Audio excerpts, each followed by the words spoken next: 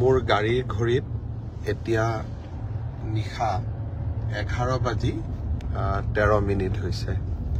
ৰাতিপুৱা 9 বজাত গোলাঘাট জিলালৈ গৈছিলোঁ। বোকাখাট সমষ্টিৰ বংকোৱাল গাঁৱত ব্ৰহ্মপুত্ৰৰ মথাউৰি এটা ভাঙি ৰাইজৰ বিস্তৰ ক্ষতি সাধন কৰিছিলে।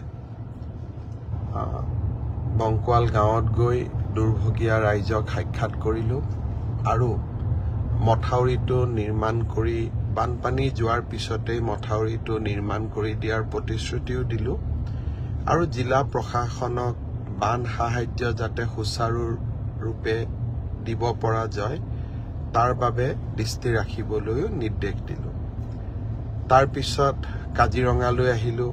কাজিৰঙা অভয়াৰণ্যটো যথেষ্ট বানপানী, বন্য জীৱ-জন্তুৰ যথেষ্ট কষ্ট হৈছে, অসুবিধা হৈছে। সৰু গড়ৰ পোৱালি এটাৰ মৃত্যু হৈছে। কাজিৰঙাটো NDRFৰ টিমে কাম কৰি আছে। আমাৰ বন বিভাগৰ বিষয়া কৰ্মচাৰীসকলেও কাম কৰি আছে। কাজিৰঙাটো বানপানীত সাহায্য অভিযানৰ সৈতে জড়িত আটাইকে সাক্ষাৎ কৰি তেওঁলোকক কাম কৰি যোৱাৰ বাবে প্ৰেৰণা যোগালোঁ। আজি ৰাতিপুৱা কলিয়াবৰৰ হাতীমূৰাত ব্ৰহ্মপুত্ৰৰ বান এটা নদীৰ বাঢ়নি পাৰ নিয়ে উটুৱাই লৈ যায়। কলিয়াবৰ সমষ্টিটো আজি ৰাতিপুৱাৰ পৰা ৰাইজে যথেষ্ট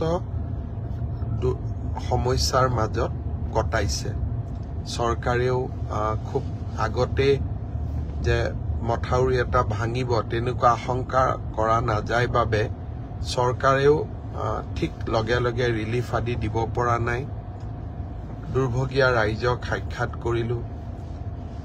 জিলা উপায়ুক্ত মহোদয়ক আজি ৰাতিৰ পৰাই যাতে সুন্দৰ কৰি ৰিলিফৰ ব্যৱস্থা কৰিব পৰা যায় তাৰ বাবে যাৱতীয় নিৰ্দেশ দিলোঁ।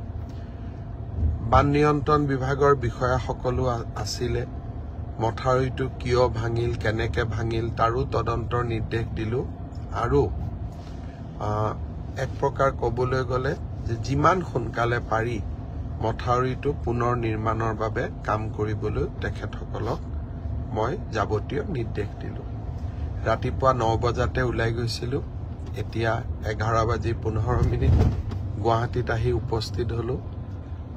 এটা বেদনাসিক্ত মন লৈ উভতিলোঁ। বানপানীত ক্ষতিগ্ৰস্ত লোকসকলৰ কষ্ট, তেওঁলোকৰ দুৰ্ভাগ্য দেখিলে মন। যিকোনো খবৰৰ বাবে যোগাযোগ কৰক আমাৰ এই নম্বৰত 7099017330 আৰু 7099017110।